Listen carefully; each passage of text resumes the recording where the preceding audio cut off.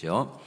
하나님께서 오늘 우리에게 주시는 말씀은 구약성경 신명기 25장 17절에서 19절까지 말씀입니다. 구약성경 300페이지에 있습니다. 신명기 25장 17절에서 19절까지 말씀, 하나님의 말씀을 들으십시오. 너희는 애굽에서 나오는 길에 아말렉이 내게 행한 일을 기억하라. 곧 그들이 너를 길에서 만나 내가 피곤할 때에 내 뒤에 떨어진 약한 자들을 쳤고 하나님을 두려워하지 아니하였느니라.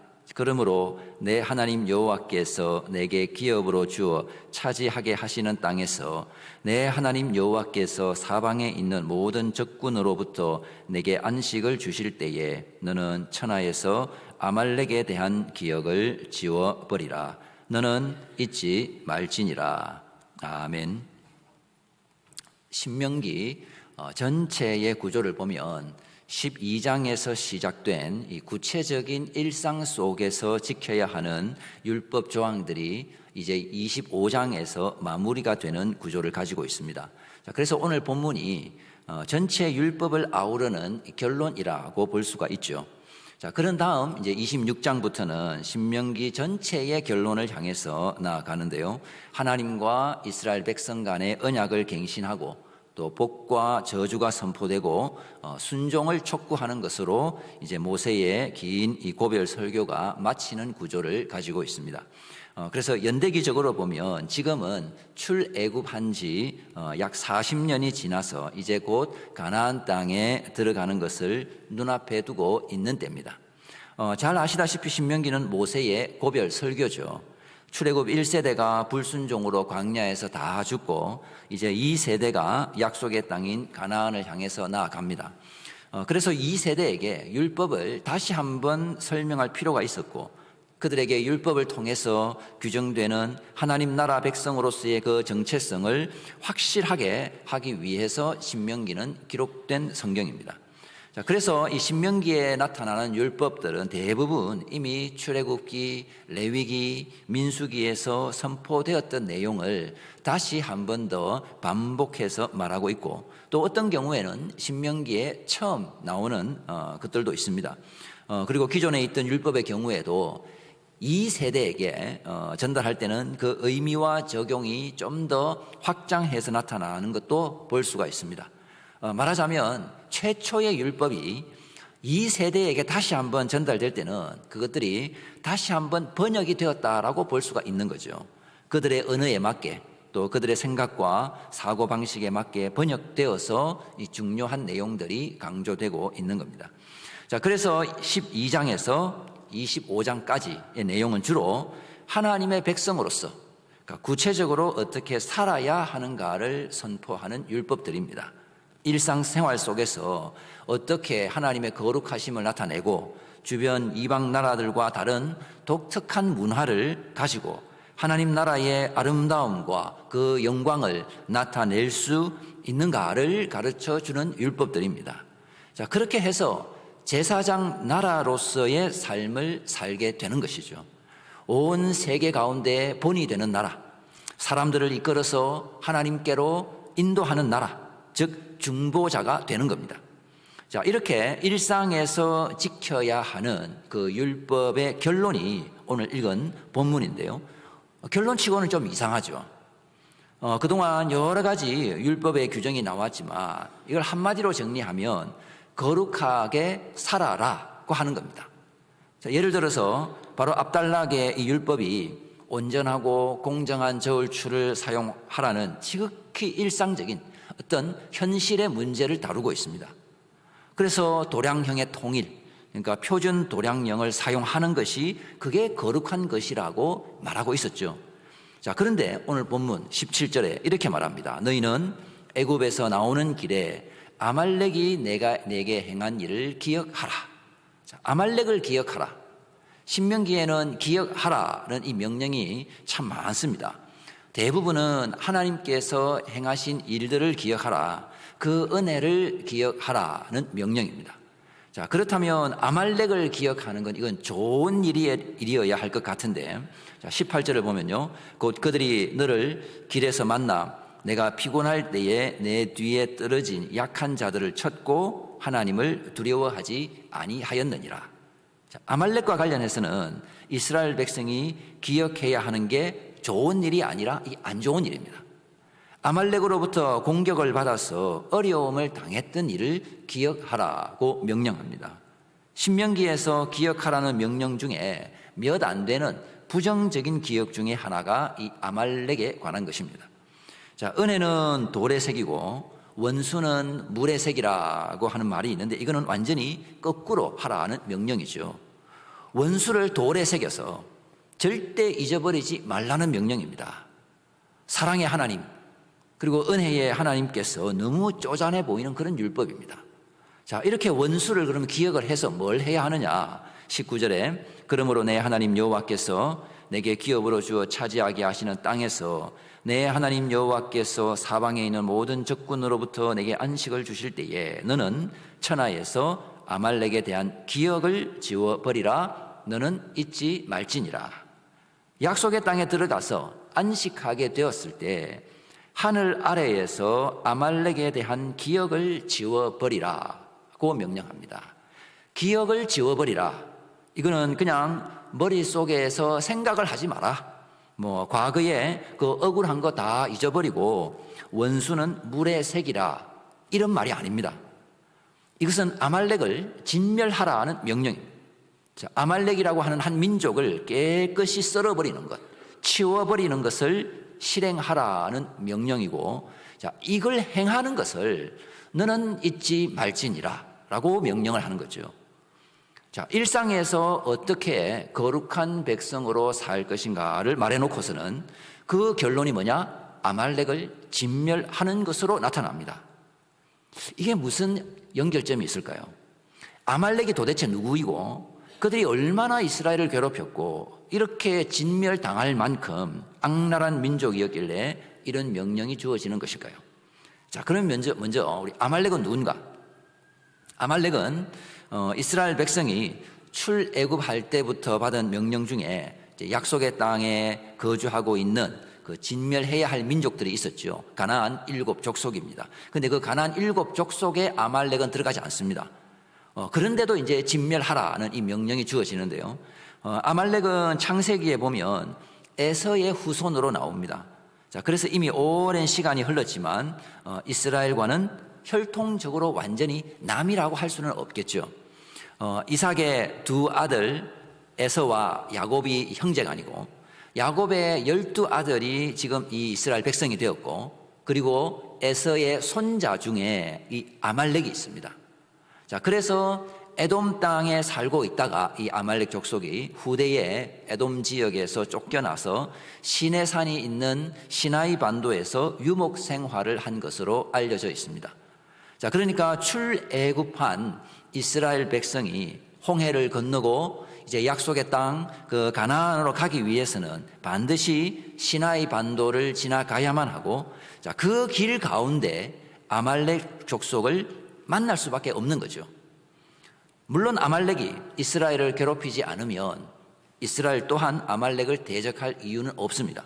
자, 그런데 출애굽한 이후에 얼마 지나지 않아서 첫 번째 충돌이 발생합니다.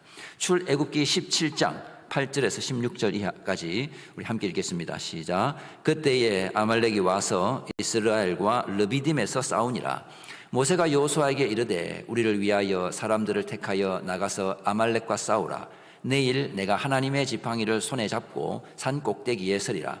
여호수아가 모세의 말대로 행하여 아말렉과 싸우고 모세와 아론과 훌은 산 꼭대기에 올라가서 모세가 손을 들면 이스라엘이 이기고 손을 내리면 아말렉이 이기더니 모세의 팔이 피곤함에 그들이 돌을 가져다가 모세의 아래에 놓아 그가 그 위에 앉게 하고 아론과 훌이 한 사람은 이쪽에서 한 사람은 저쪽에서 모세의 손을 붙들어 올렸더니 그 손이 해가 지도록 내려오지 아니한지라. 여호수아가 칼날로 아말렉과 그 백성을 쳐서 무찌르니라. 여호와께서 모세에게 이르시되 이것을 책에 기록하여 기념하게 하고 여호수아의 귀에 외워 들리라. 내가 아말렉을 없이 하여 천하에서 기억도 못하게 하리라. 모세가 제단을 쌓고 그 이름을 여호와 니시라 하고 이르되 여호와께서 맹세하시기를 여호와가 아말렉과 더불어 대대로 싸우리라 하셨다 하였더라. 자, 이때는 출애굽한 직후고요.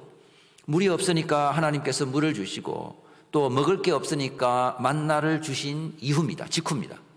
그리고 아직은 십계명, 그러니까 율법을 받기 전입니다. 그러니까 하나님의 백성으로서 어떻게 살아야 하는지 아직 아무런 감도 못 잡고 있을 때죠. 이제 막 홍해를 건너왔습니다. 구원의 감격과 그 기쁨이 충만한 시기이고 하늘에서는 만나가 내리고 반석에서는 물이 나와서 마십니다. 하나님의 인도하심과 공급하심을 있는 그대로 충만히 경험하고 있을 때죠. 물론 또 그 가운데 불평하고 불만하는 것도 있었습니다. 자, 그때에 이스라엘이 르비딤에서 아말렉과 싸웁니다. 그리고 이 전투에서 독특한 것은 싸움의 승패가 모세가 손을 들고 있는 것에 의해서 결정이 되죠. 그래서 아론과 훌이 양쪽에서 모세의 팔을 각각 부여잡고 붙들어 올려서 하루 온종일 팔을 들게 하고 그러는 동안 여호수아는 사람들과 함께 아말렉을 무찌릅니다. 14절에 보면 여호와께서 모세에게 이르시되 이것을 책에 기록하여 기념하게 하고 여호수아의 귀에 외워 들리라. 내가 아말렉을 없이 하여 천하에서 기억도 못하게 하리라. 자, 바로 이 명령대로 기억해서 계속 외워 들리라. 이 명령대로 지금 신명기에서 책에 기록이 되고 아말렉을 제거해서 기억을 지워버리라. 다시 한번 더 강조하고 있는 겁니다. 자, 그런데 이 출애굽기에서는 이 전투의 원인을 말하고 있지는 않죠. 근데 신명기에 보면은 왜 싸웠는지 그 원인이 나옵니다. 25장 18절에 곧 그들이 너를 길에서 만나 내가 피곤할 때에 내 뒤에 떨어진 약한 자들을 쳤고 하나님을 두려워하지 아니하였느니라. 자, 아직 출애굽한 지 얼마 안 되었을 때니까 얼마나 피곤하겠습니까? 그때 그 행진하는 무리 중에 뒤에 처진 사람들, 약한 사람들, 자, 이것을 이들을 타겟으로 삼고 아말렉이 공격을 감행했습니다. 자, 이 행동이 하나님을 두려워하지 않는 행동이었고, 자, 이에 대한 심판이 영원할 것임을 명령하는 게 이 신명기 율법입니다. 자, 그래서 이 아말렉은 출애굽한 이스라엘 백성, 그러니까 구원받은 하나님 나라의 백성이 처음으로 만나는 대적입니다. 첫 번째 전투죠. 그리고 아직 십계명을 받기 전이니까 구원받은 하나님의 백성으로서 어떻게 살아야 하는지도 아직 아무것도 모를 때입니다. 어떤 준비가 전혀 되어 있지 않을 때입니다. 자, 그럴 때 만난 게 아말렉입니다. 그리고 이스라엘이 약속의 땅을 향해서 나아갈 때에 반드시 지나가야만 하는 그 길에 아말렉이 있습니다. 만일에 이스라엘이 출애굽하지 않았더라면 그러면 아말렉을 만날 일이 없죠. 왜냐? 더 큰 대적, 애굽이 딱 지키고 있기 때문에 아말렉이 애굽 땅으로 쳐들어와서 이스라엘을 괴롭힐 수는 없는 겁니다. 그러니까 아말렉은 구원받았기 때문에 만나는 겁니다. 여전히 죄와 사망 권세 가운데 살고 있었더라면 아말렉에 대한 존재는 모르는 겁니다. 그리고 거기에 전혀 위협이 되지 않죠. 지금 이렇게 아말렉을 대적하게 되는 이유는 이스라엘이 출애굽했기 때문이죠. 그러니까 구원받았기 때문입니다. 출애굽 안 했으면, 구원 안 받았으면 아말렉과 원수가 될 필요가 없죠. 그냥 큰 틀에서 그냥 한편입니다. 그런데 구원을 받아 놓으니까 이제는 아말렉은 무조건 부딪혀야 되고 대적해야 되고 그들을 진멸, 즉 천하에서 아말렉에 대한 기억이 사라지도록 없애버려야 합니다. 하나님 너무 하시는 거 아닌가요? 야, 이렇게 한 민족을 아무렇지도 않게 민족 말살 정책을 펴라고 하기 때문입니다. 그리고 이런 민족 말살 정책과 같은 명령이 신명기 25장에 일상에서 거룩하게 살아라고 하는 그 명령의 결론 부분에 주어진다는 것도 좀 이상합니다. 하나님의 거룩한 백성으로 서로 사랑하고 약자를 돌보고 정직하고 순결하고 그렇게 살아라고 해놓고서는 마지막에 아말렉은 다 죽여. 이래 버리니까 이게 뭐지? 하는 생각이 드는 겁니다. 아무리 이방 민족이라도 품고 사랑으로 감동시켜서 회개의 기회를 갖도록 해야 하는 게 맞을 것 같은데 그렇지가 않죠. 왜냐하면 이 구약 성경에서 아말렉이 지금 상징하는 것이 있기 때문입니다. 아말렉은 누구냐? 아말렉은 뭐냐? 바로 나 자신입니다. 구원받은 이후에 가장 처음 만나는 대적이 아말렉입니다. 구원받았기 때문에 만나는 대적입니다.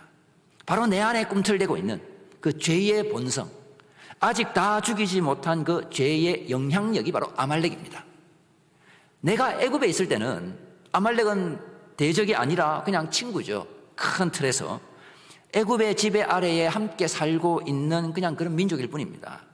같은 죄의 본성과 그 본질을 공유하고 그냥 서로 격려하는 관계였죠.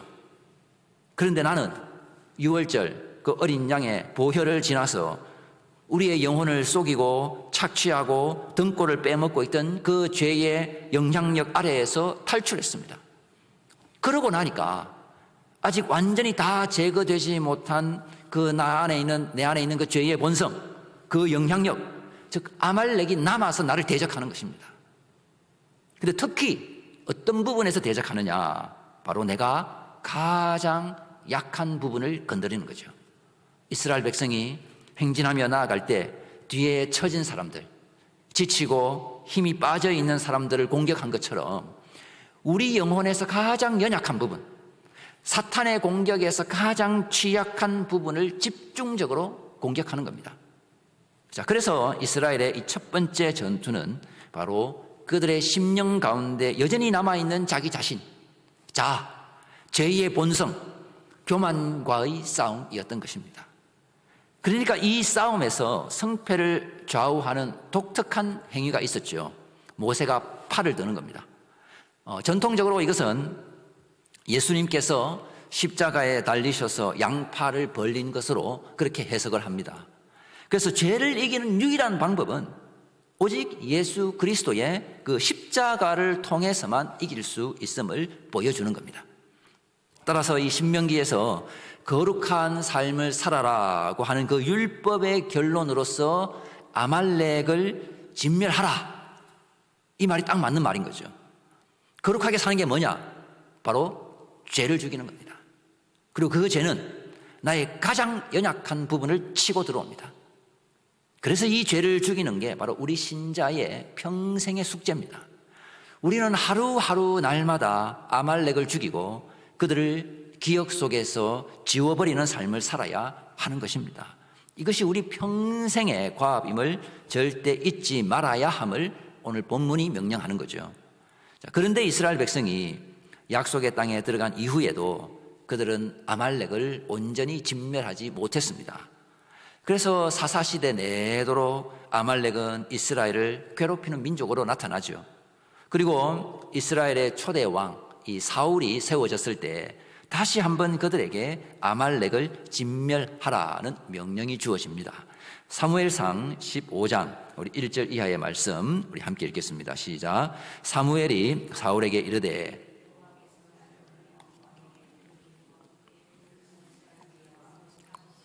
이제 왕은 여호와의 말씀을 들으소서.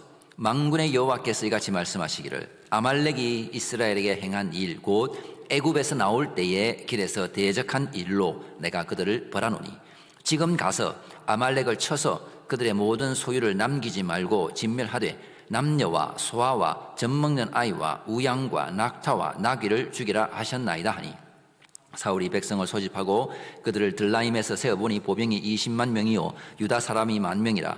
사울이 아말렉 성에 이르러 골짜기에 복병시키니라. 사울이 겐 사람에게 이르되 아말렉 사람 중에서 떠나가라. 그들과 함께 너희를 멸하게 될까 하노라. 이스라엘 모든 자손이 애굽에서 올라올 때에 너희가 그들을 선대하였느니라. 이에 겐 사람이 아말렉 사람 중에서 떠나니라. 사울이 하윌라에서부터 애굽 앞 술에 이르기까지 아말렉 사람을 치고 아말렉 사람의 왕 아각을 사로잡고 칼날로 그의 모든 백성을 진멸하였으되 사울과 백성이 아각과 그의 양과 소의 가장 좋은 것 또는 기름진 것과 어린 양과 모든 좋은 것을 남기고 진멸하기를 절개 아니하고 가치 없고 하찮은 것은 진멸하니라.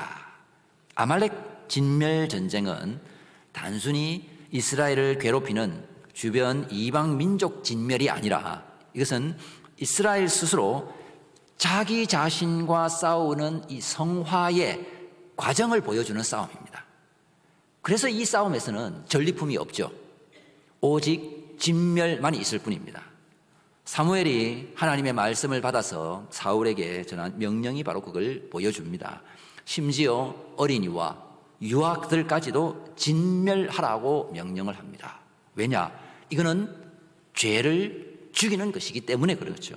죄의 그 싹조차도 완전히 진멸하라는 거예요. 그런데 사울이 어떻게 했습니까? 하찮은 것은 진멸하고 좋은 것은 남겨두었습니다.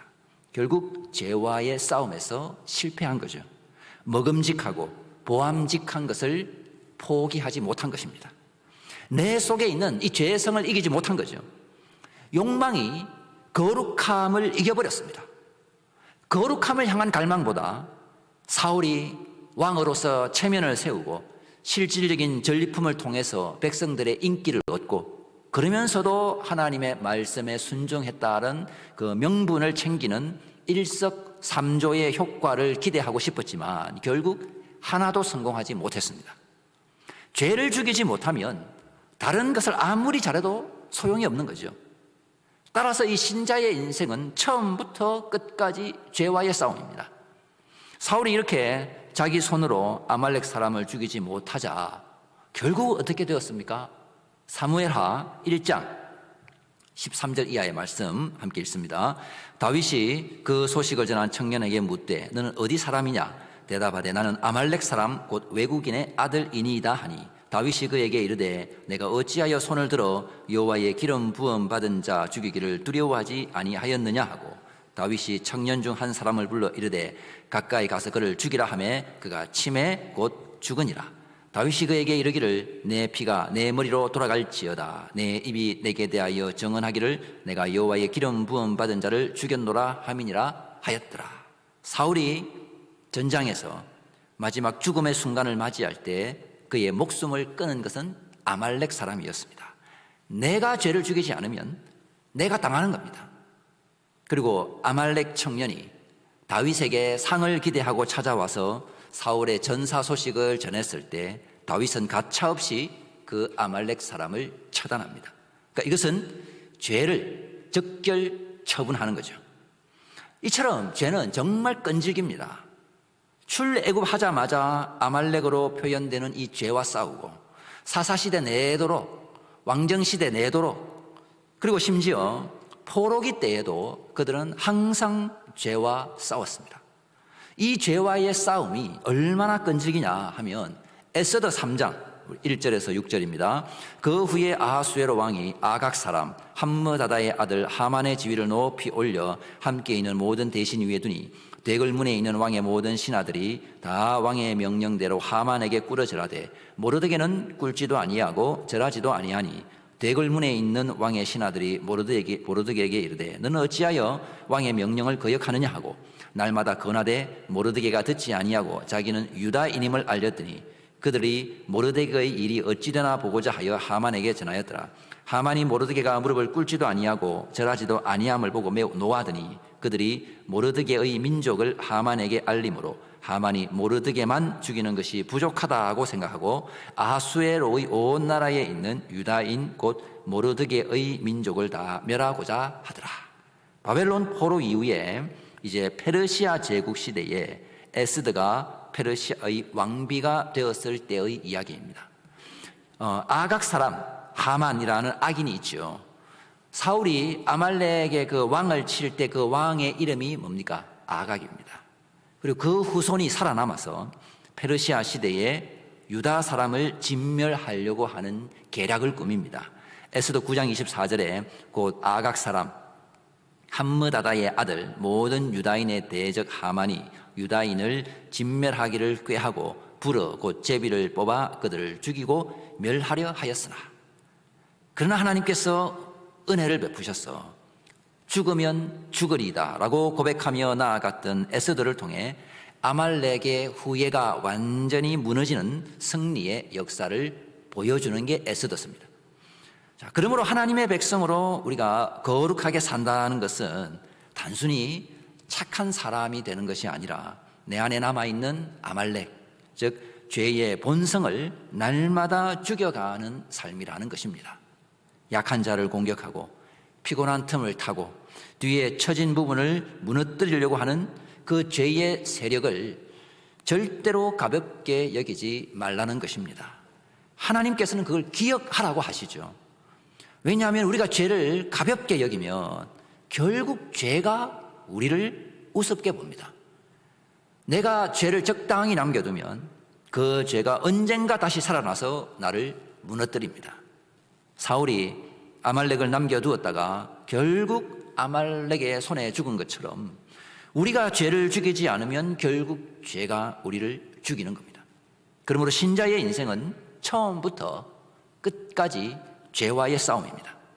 그리고 이 싸움은 단 한 번의 결단으로 끝나는 싸움이 아니고 한 번의 은혜 체험으로 마무리되는 싸움이 아닙니다. 출애굽 직후에도 아말렉이 있었고 가나안에 들어간 이후에도 아말렉이 있었고 사사시대에도 왕정시대에도 포로기 이후에도 계속 아말렉의 그 그림자는 남아 있었습니다. 이게 죄의 집요함이죠. 그러니 우리가 절대 죄에 대해서 방심해서는 안 되는 것입니다. 우리의 가장 약한 부분, 가장 지친 부분, 가장 방심한 그 부분을 죄는 늘 노리고 있습니다. 그래서 우리는 끝까지 깨어 있어야 되고 끝까지 싸워야 하고 끝까지 죄를 미워해야 합니다. 그러나 동시에 잊지 말아야 할 것은 이 싸움은 우리의 힘으로 이기는 싸움이 아니라는 것입니다. 르비딤 전투에서 성패는 여호수아의 그 칼에만 달려있지 않았습니다. 모세가 든 그 양팔에 달려 있었죠. 결국 이 싸움의 승리는 죄와 사망 권세를 이기신 그리스도의 십자가에 달려 있는 것입니다. 그러니까 우리가 죄와 싸울 때 내 결심, 내 의지, 내 실력만으로 되지 않습니다. 오직 예수 그리스도의 십자가를 붙들어야 합니다. 십자가에 달리신 주님만이 우리 죄를 이기셨고 우리 속에 남아있는 아말렉을 진멸하실 수 있습니다. 그래서 우리가 할 일은 바로 주님을 의지하는 것이죠. 죄와 타협하지 않고 죄를 합리화하지 않고 주님 앞에 가져가서 그것을 죽이는 겁니다. 날마다 회개하고 날마다 십자가 앞으로 나아가고 날마다 성령의 능력을 구하면서 아말렉을 그 죄의 기억을 지워버리는 것입니다. 그래서 교회는 이렇게 죄와 싸우는 사람들의 공동체입니다. 서로의 약한 부분을 치는 공동체가 아니라 그래서 서로의 약한 부분을 붙들어주는 공동체가 되어야 하는 거죠. 우리가 서로가 죄와 싸워서 이길 수 있도록 도와주는 사람이 되어야 하는 겁니다. 정죄하고 몰아붙이는 사람이 아니라 붙들어주고 기도해주고 함께 십자가 앞으로 데려가는 사람이 되는 곳, 그게 바로 교회입니다. 그래서 죄와의 완전한 승리를 통해 다시는 그 죄를 기억하지 않는 완전히 지워져 버린 그 날을 향해서 하루하루 성화의 길을 걸어가는 것이 우리 신자의 인생입니다. 우리 그날을 바라보며 우리 각자의 심령 속에서 우리의 가정에서 우리 교회에서 우리를 하나님께로부터 멀어지게 하는 그 아말렉을 날마다 죽이고 또 죽이고 오직 십자가의 능력으로 거룩을 향해 걸어가는 우리 모든 신자의 인생이 되시기를 바랍니다. 기도하겠습니다. 하나님